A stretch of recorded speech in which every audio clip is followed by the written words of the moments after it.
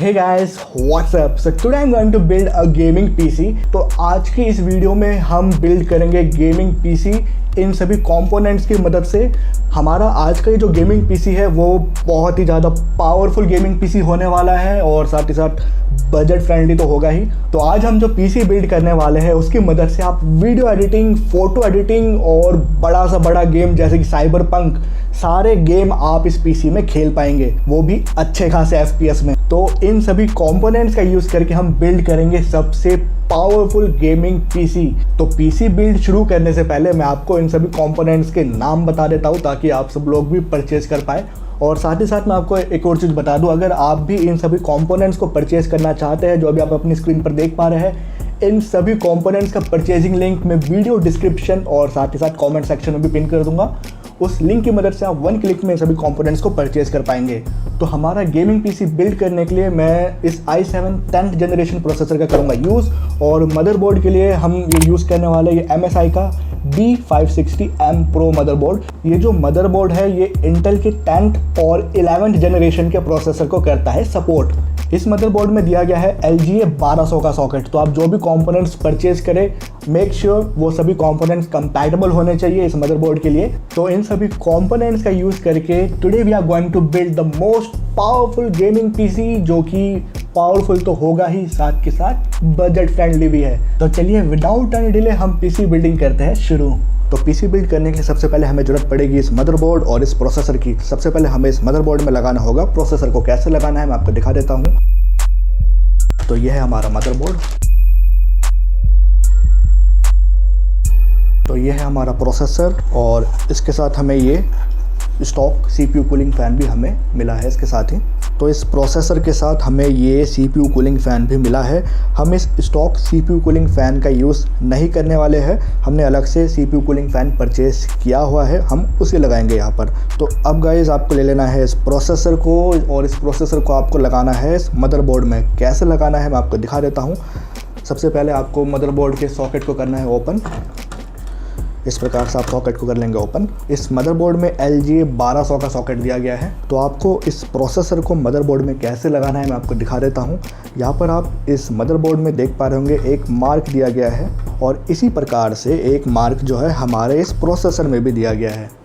I hope आप देख पा रहे होंगे यहाँ पर भी एक मार्क दिया गया है। तो आपको सिंपली इन मार्क को मैच करके इस प्रोसेसर को लगा लेना है इस मदरबोर्ड में।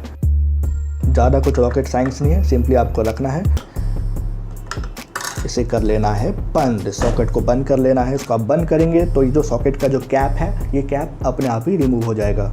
तो यहाँ पे आप देख सकते हैं हमने इस B560M Pro मदरबोर्ड में लगा लिया है इस i7 10th जनरेशन के प्रोसेसर को। अब हम इस प्रोसेसर के ऊपर लगा लेते हैं ये थोड़ा सा थर्मल पेस्ट। गाइस ये जो थर्मल पेस्ट है आपको अलग से परचेज़ करने की ज़रूरत नहीं है, क्योंकि प्रोसेसर के साथ ही हमें थर्मल पेस्ट भी मिलता है एक पाउच में। लेकिन यहाँ पे मैंने अलग से परचेज़ किया हुआ है तो मैं इसी थर्मल पेस्ट को लगा देता हूँ। तो थोड़ा सा थर्मल पेस्ट आपको इस प्रकार से लगा लेना है इस प्रोसेसर के ऊपर। तो यहाँ पे आप देख सकते हैं हमने इस मदरबोर्ड में लगा लिया है इस प्रोसेसर को और इस प्रोसेसर के ऊपर हमने लगा लिया है थोड़ा सा थर्मल पेस्ट। थर्मल पेस्ट आप जब भी कोई PC बिल्ड करें उसमें ज़रूर लगाएं। थर्मल पेस्ट से गाइस टेम्परेचर मेंटेन रहता है आपके प्रोसेसर का। तो अब हम इस CPU कूलिंग फ़ैन को लगा लेते हैं इस मदरबोर्ड में। कैसे लगाना है मैं आपको दिखा देता हूँ। तो ये है हमारा CPU कूलिंग फ़ैन।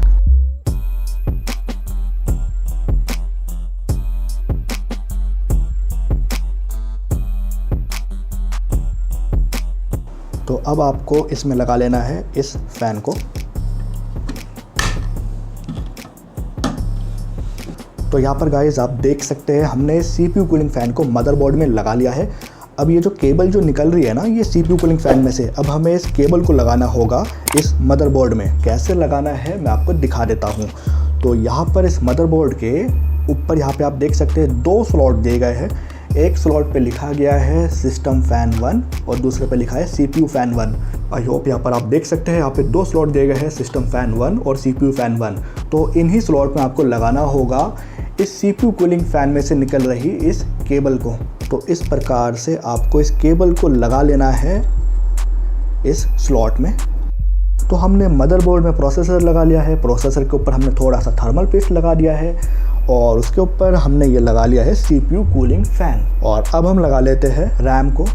यह है DDR4 रैम। इस मदरबोर्ड में 2 रैम स्लॉट है जो कि 64 GB तक रैम को करती है सपोर्ट। यह है B560M Pro motherboard. I hope आप देख पा रहे होंगे, यहाँ पे इसका नाम भी लिखा है B560M Pro। तो ये जो मदरबोर्ड है अप टू 64 GB तक रैम करता है सपोर्ट। तो यहाँ पर मेरे पास भी 2 रैम स्टिक है DDR4 की। तो ये रैम आपको कैसे लगानी है मैं आपको दिखा देता हूँ। इस लॉक को आपको कर लेना है ओपन।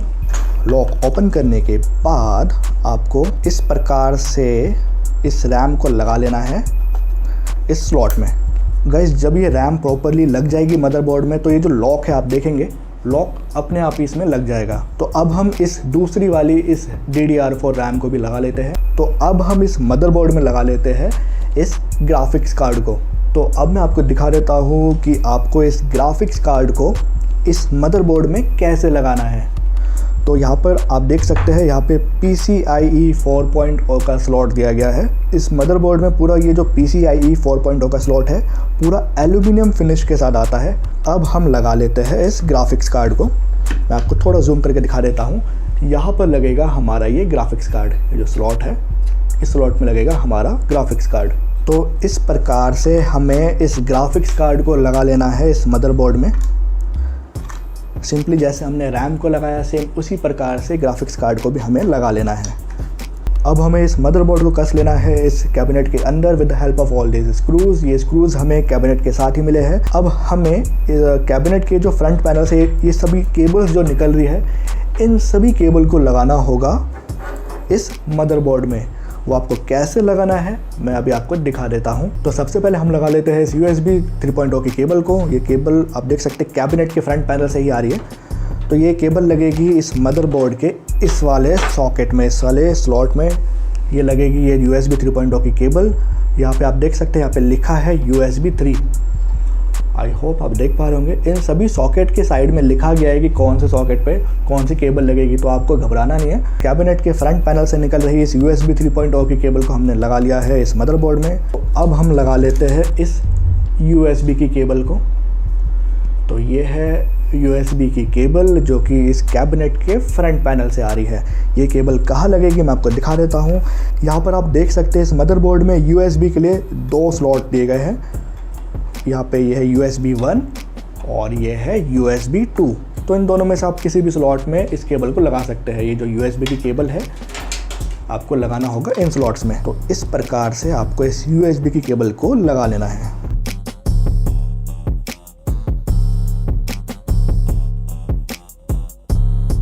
आप देख सकते हैं हमने इस USB की केबल को भी लगा लिया है जो इस कैबिनेट के फ्रंट पैनल से आ रही है। तो हमने ये 2 केबल लगा ली है, ये जो USB 3.0 की केबल और ये USB की केबल। और अब हम इन बाकियों की केबल्स को भी लगा लेते हैं। और तो अब हम लगा लेते हैं इस ऑडियो केबल को इस मदरबोर्ड में। ये कहाँ लगेगा मैं आपको दिखा देता हूँ। इस मदरबोर्ड के बिल्कुल एज में ही यहाँ पर आप देख सकते हैं, बिल्कुल एज में ही जो स्लॉट है इसके नीचे लिखा है ऑडियो 1। तो इसी स्लॉट में लगेगी हमारी ये ऑडियो केबल।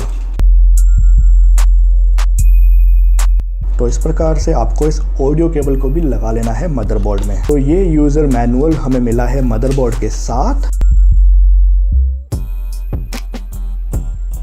ओके, तो यहाँ पर आप देख सकते हैं कि आपको कैबिनेट में से निकल रही बाकी इन सभी केबल्स को कैसे लगाना है। तो यहाँ पर आप ये चार्ट देख सकते हैं, आपको इस वाले चार्ट को फॉलो करना है। तो इस चार्ट में बता रखा है कौन सी केबल कहाँ लगेगी। तो ये सभी केबल कहाँ लगेगी मैं आपको दिखा देता हूँ। तो ये सभी बाकी बची केबल लगेगी मदरबोर्ड के इस वाले स्लॉट में, बॉटम में ही है। आई होप आप देख पा रहे होंगे। हमने सिंपली इस चार्ट को फॉलो करके कैबिनेट के फ्रंट पैनल से निकल रही सभी केबल को हमने लगा दिया है हमारे इस मदरबोर्ड में। तो अब गाइस हम इस कैबिनेट के अंदर असेंबल कर लेते हैं हमारा SMPS। तो SMPS से ही पावर सप्लाई होती है through out all the components. तो ये है हमारा 500 वाट का SMPS। तो इस SMPS को आपको कैबिनेट में कैसे असेंबल करना है मैं आपको दिखा देता हूँ। गाइज़ मैं आपको बिल्कुल डिटेल में बता रहा हूँ कैसे आपको PC बिल्ड करना होता है। तो वीडियो थोड़ी सी लंबी हो सकती है। तो यहाँ पर आप देख सकते हैं हमने इस मदरबोर्ड को अच्छे से असेंबल कर लिया है इस कैबिनेट के अंदर। अब हमें इस मदरबोर्ड में देना होगा पावर इस SMPS से। तो सबसे पहले हम लगा लेते हैं इस 24 पिन कनेक्टर को इस मदरबोर्ड में। ये कहाँ पर लगेगा आप देख ही सकते हैं, यहाँ पे सिर्फ एक ही पोर्ट है, सिर्फ एक ही स्लॉट यहाँ पे है 24 पिन का। तो इसी स्लॉट में लगेगी हमारी ये 24 पिन कनेक्टर। तो इस प्रकार से आपको लगा लेना है इस 24 पिन कनेक्टर को इस स्लॉट में। तो हमने ये 24 पिन कनेक्टर लगा लिया है इस मदरबोर्ड में। अब इस CPU में पावर देने के लिए हमें लगाना होगा इस वाले कनेक्टर को। तो ये कनेक्टर कहाँ लगेगा मैं आपको दिखा देता हूँ।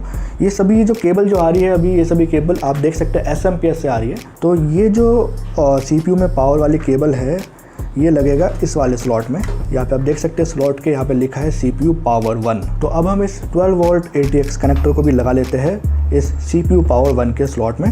तो ये जो केबल है, ये 12 वोल्ट ATX का जो कनेक्टर है, ये कनेक्टर अगर आप इसमें मदरबोर्ड में नहीं लगाएंगे तो आपका जो PC है वो वर्क नहीं करेगा, उसमें पावर नहीं आएगा। तो SMPS से आपको मदरबोर्ड में सिर्फ ये 2 केबल लगानी है। पहला ये 24 पिन का कनेक्टर और दूसरा ये 12 वोल्ट ATX कनेक्टर। तो हमने मदरबोर्ड में दे दिया है पावर। तो गाइस हमारा ये गेमिंग PC ऑलमोस्ट रेडी है। अब हमें इस PC में लगाना होगा हार्ड डिस्क या फिर आप SSD को भी लगा सकते हैं। अभी मैं इस PC में लगाने वाला हूँ SSD को। गाइस HDD और SSD दोनों को ही लगाने का तरीका बिल्कुल सेम है। तो इस SSD को मदरबोर्ड के साथ लगाने के लिए आपको सिंपली ज़रूरत पड़ेगी इस SATA केबल की। ये SATA केबल हमें मदरबोर्ड के साथ ही मिली है। ये जो SATA केबल है, SATA केबल के एक एंड को लगा लेंगे हम इस SSD में।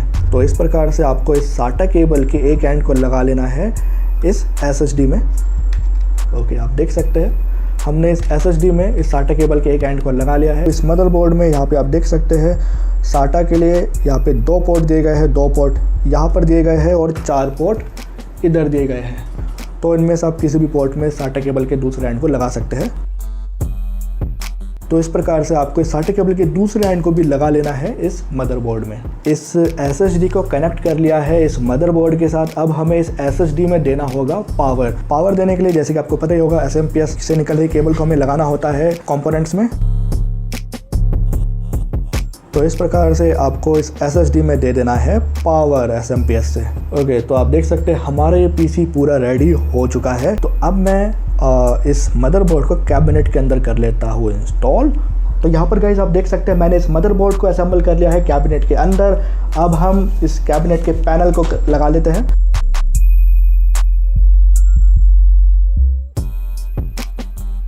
तो गाइस यहाँ पर आप देख सकते हैं हमारा ये गेमिंग PC पूरा रेडी है। PC को हम करते हैं बूट और देखते हैं भैया प्रॉपर्ली वर्क कर रहे हैं सभी कंपोनेंट्स या नहीं। तो यहाँ पर आप देख सकते हैं गाइस हमारा ये बजट फ्रेंडली और ये पावरफुल गेमिंग PC पूरा बिल्ड हो चुका है। तो गाइस आज की इस वीडियो में मैंने आप सभी को बिल्कुल डिटेल में बताया है कि कैसे आपको एक PC बिल्ड करना होता है खुद से। तो यार वीडियो को लाइक ज़रूर कर देना यार। तो यहाँ पर आप देख सकते हैं इस CPU को हमने कनेक्ट कर लिया है हमारे इस मॉनिटर के साथ और इस CPU में हमने कीबोर्ड और माउस को भी कर लिया है कनेक्ट और साथ ही साथ हमने इस मॉनिटर और इस कीबोर्ड में पावर भी दे दिया है। तो चलिए अब हम इस CPU को कर लेते हैं ऑन। तो यहाँ पर आप देख सकते हैं हमारे CPU ऑन हो चुका है। तो इस PC में मैंने इंस्टॉल किया है Windows 10 Pro ऑपरेटिंग सिस्टम। तो अगर आप भी ये जानना चाहते हैं कैसे आप अपने PC में Windows 10 Pro ऑपरेटिंग सिस्टम को इंस्टॉल कर सकते हैं, उस पर मैं ऑलरेडी एक वीडियो बना चुका हूँ। आप ऊपर दिए गए आई बटन पर क्लिक करके उस वीडियो को देख सकते हैं। उस वीडियो में मैंने बिल्कुल डिटेल में बताया है कैसे आपको Windows 10 Pro पहले आपको डाउनलोड करना होता है, डाउनलोड करके कैसे आप अपने न्यूली असेंबल्ड PC में आपको इंस्टॉल करना होता है। उस वीडियो का लिंक आपको आई बटन के साथ साथ वीडियो डिस्क्रिप्शन और कमेंट सेक्शन में भी मैं पिन कर दूंगा। वहाँ से आप उस Windows 10 Pro की वीडियो को आप देख पाएंगे। तो चलिए सबसे पहले मैं आपको इस PC का अबाउट सेक्शन दिखा देता हूँ।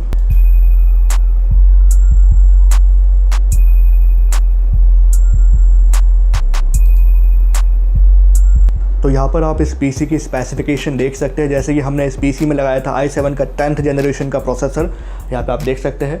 मैं आपको थोड़ा सा जूम करके दिखा देता हूँ ताकि आप लोग अच्छे से देख पाए इसकी स्पेसिफिकेशन। तो यहाँ पर आप इस PC की स्पेसिफिकेशन देख सकते हैं। इस PC में हमने लगाया है ये i7 का 10th जनरेशन का प्रोसेसर। ये i7 10700F का CPU हमने इस PC में लगाया है।